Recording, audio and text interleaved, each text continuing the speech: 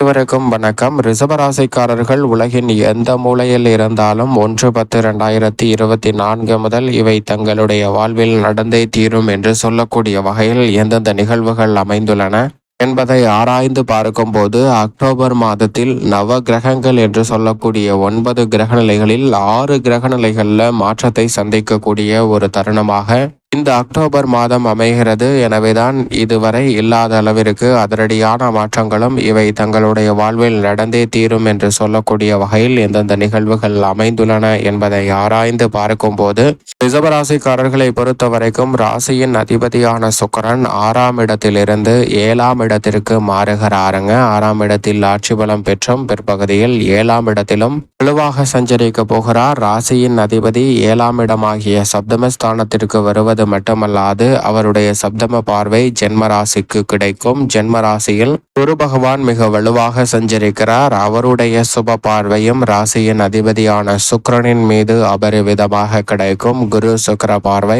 மிக பெரிய அளவில் அதிர்ஷ்டத்தையும் யோகத்தையும் நிச்சயமாக இந்த அக்டோபர் மாதத்தில் உருவாக்கி கொடுக்கிறது என்பதுதான் யதார்த்தமான உண்மையாக பார்க்கப்படுகிறது. எனவே உலகின் எந்த மூலையில் இருந்தாலும் ராசியின் அதிபதியான சுக்கிரன் பிற்பகுதியில் அஷ்டமஸ்தானத்தின் கிரமங்களை தகர்த்தெறியக்கூடிய வகையில் வலுவாக சப்தமஸ்தானத்தில் நுழைகிறாருங்க. எதிர்பார்ப்புகள் அனைத்துமே மிக பெரிய அளவில் பூர்த்தியாவதற்கான முதன்மையான யோகம் உண்டு. தடைகள் தாமதங்கள் அனைத்துமே தகர்த்தெறிவதோடு திட்டமிட்டதை விட நல்ல முன்னேற்ற வாய்ப்புகளை மிகவும் சிறப்பாக சந்திப்பதற்கான முதன்மையான யோகம் இந்த தருணத்தில் வலுவாக கிடைக்கிறது. அதோடு மட்டுமல்லாது எந்த காரியத்தை கையில் எடுத்தாலும் கனகச்சிதமாக செய்து முடிக்கலாம். அரசியல் சார்ந்த பணிகள் மிகவும் சிறப்பாக அமைவதற்கான யோகம் உண்டு. நீங்கள் எதிர்பார்க்கக்கூடிய வாய்ப்புகள் உங்களை தேடி வரும். கலைத்துறை, தொழில்துறை என அனைத்திலும் புதிய வாய்ப்புகள் நிறைவாக கிடைக்கும். வருமானத்தை உயர்த்தி கொள்ளக்கூடிய வகையில் பல சந்தர்ப்பங்கள் மிகவும் சிறப்பாக அமைய போகிறது. எனவே சரியாக பயன்படுத்திக் கொள்ளுங்கள். திட்டமிடுவதை விட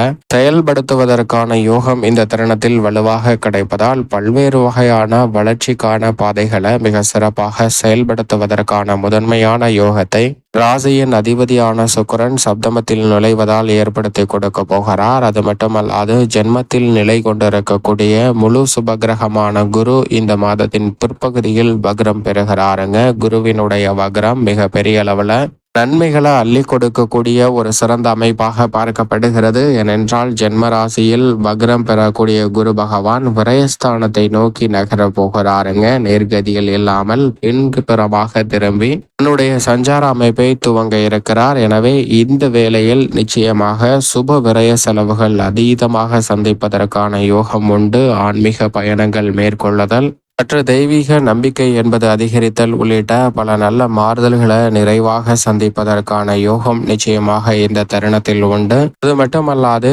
விஞ்ஞானம் வேறு ஆன்மீகம் வேறு என்பதை சரியாக புரிந்து அதற்கு ஏற்றவாறு செயல்படுவதற்கான சூழலும் நிறைவாக அமைவதற்கான யோகம் இந்த தருணத்தில் உண்டு. அதோடு மட்டுமல்லாது முழு சுபகிரகமான குருவின் வக்ரத்தினால் பல்வேறு வகையான விரய செலவுகள் சுப விரயங்களாக மாறுவதோடு வீண் விரய செலவுகள் கட்டுக்குள் வரும். எதிர்பார்க்கக்கூடிய குடும்ப ஒற்றுமையும் மன அமைதியும் நிறைவாக சந்திப்பதற்கான முதன்மையான யோகம் இந்த தருணத்தில் வலுவாக கிடைக்கிறது. குடும்பத்தில் பல்வேறு வகையான சுப நிகழ்வுகளை உலகின் எந்த மூலையில் இருந்தாலும் இந்த அக்டோபர் மாதத்தில் சிறப்பாக செய்வதற்கான யோகம் வலுவாக கிடைக்கிறது என்பதை குருவின் வக்ரமானது உறுதிப்படுத்துகிறது. குரு பகவான் 5, 7 மற்றும் 9 ஆகிய இடங்களை தனது சுப பார்வையால் வலுப்படுத்துகிறார். ராசியின் அதிபதியான சுக்கிரனின் மீதும் விழுவதால் எதிர்பார்ப்பதை விட இரட்டிப்பு நன்மை நிறைந்த ஒரு தருணமாக இந்த அக்டோபர் மாதம் நிச்சயமாக அமைய போகிறது. ராசிக்கு மிகவும் சகாயமானவராக இருக்கக்கூடிய சனி பகவான் அற்புதமான மற்றும் வலுவான அமைப்பில் கர்மஸ்தானத்தில்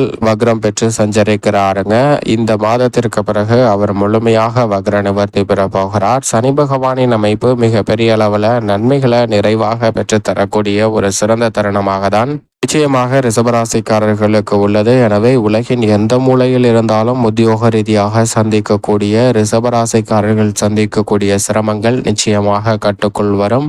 உங்களுடைய சிறு முயற்சி கூட புதிய வேலை வாய்ப்பு மற்றும் தொழில் ரீதியான வளர்ச்சி என அனைத்தையும் நிறைவாக பெற்றுத் தருவதற்கான யோகத்தை உருவாக்கி கொடுக்கிறது. அரசாங்க சலுகைகள் உட்பட பல்வேறு வகையான எதிர்பார்ப்புகளை திறன்பட இந்த தருணத்தில் நிச்சயமாக தொழில்துறை வியாபார துறையில் செய்வதற்கான யோகம் ரிஷபராசிக்காரர்களுக்கு மிகவும் சாதகமாக அமைகிறது. ஏனென்றால் ராகு அதீத நன்மைகளை அள்ளி கொடுக்கக்கூடிய லாபஸ்தானத்தில் நிலை கொண்டிருக்கிறாருங்க. ராகு லாபத்தில் இருப்பதால் எந்த முயற்சியை கையில் எடுத்தாலும் அலைச்சல் இல்லாமல் லாபத்தை நிறைவாக பெறுவதற்கான யோகத்தை நிச்சயமாக ரிஷபராசிக்காரர்களுக்கு அள்ளி கொடுக்கிறாருங்க. மோட்சக்காரகரான கேது 5இல் இருப்பதால் ஆன்மீக சிந்தனை என்பது சற்று கூடுதலாக இருக்கும். குலதெய்வ வழிபாடை மேற்கொள்வதல் மற்றும் பல்வேறு வகையான ஆன்மீக செயல்பாடுகளை திறன்பட செய்வதற்கான யோகமும் இந்த தருணத்தில் வலுவாக கிடைக்கிறது. ஏனென்றால் இந்த மாதத்தின் துவக்கத்தில் 2ஆம் தேதி முதல் நவராத்திரி பண்டிகையானது வருகிறது. நவராத்திரி வழிபாட்டை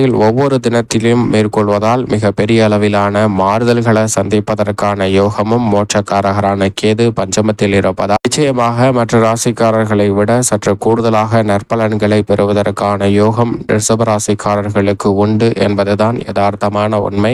செவ்வாயை பொறுத்த வரைக்கும் 2ஆம் இடமாகிய தனஸ்தானத்தில் முற்பகுதியிலும் இந்த மாதத்தின் பிற்பகுதியில் மிக வலுவாக தைரிய ஸ்தானத்திற்குள் நுழைகிறாருங்க. செவ்வாய் 3ற்கு வருவது முன்னேற்றத்திற்கு முட்டுக்கட்டை இடக்கூடிய காரிய தடைகள் அனைத்தையும் தகர்த்தெறியக்கூடிய ஒரு சிறந்த அமைப்பாக பார்க்கப்படுகிறது. அதோடு மட்டுமல்லாது புதிதாக பல்வேறு வகையான அசையும் அசையா சொத்துக்களை வாங்குவதற்கான நல்ல யோக வாய்ப்புகளை நிறைவாக அள்ளி கொடுக்கிறாருங்க. எனவே செவ்வாயின் அமைப்பை பொறுத்த வரைக்கும் நீங்கள் எதிர்பார்ப்பதை விட மிக சிறப்பான முன்னேற்றத்தை இந்த அக்டோபர் மாதத்தில் அள்ளி கொடுக்க போகிறது. கால்நடை வளர்ப்பு போன்றவற்றிலும் உச்சத்தை தொடக்கூடிய அளவிற்கு வளர்ச்சியை நிறைவாக சந்திப்பதற்கான யோகம் இந்த தருணத்தில் நிறைவாக கிடைக்க போகிறது. அதோடு மட்டுமல்லாது வித்யா காரகரான புதன் மிக வலுவாக பஞ்சமத்தில் ஆட்சி பலம் பெற்றும் அதற்கு பிறகு ரூணரோக சத்ருஸ்தானத்திலும் சஞ்சரிக்க போகிறாருங்க. அவருடன் இணைந்து சூரியனும் சஞ்சரிக்க போகிறாருங்க. மாதத்தின் முற்பகுதியில் பஞ்சமஸ்தானத்திலும் பிற்பகுதியில் மிக வலுவாக ரூணரோக சத்ருஸ்தானத்திலும் சூரியன் சஞ்சரிக்க போகிறார். சூரியன்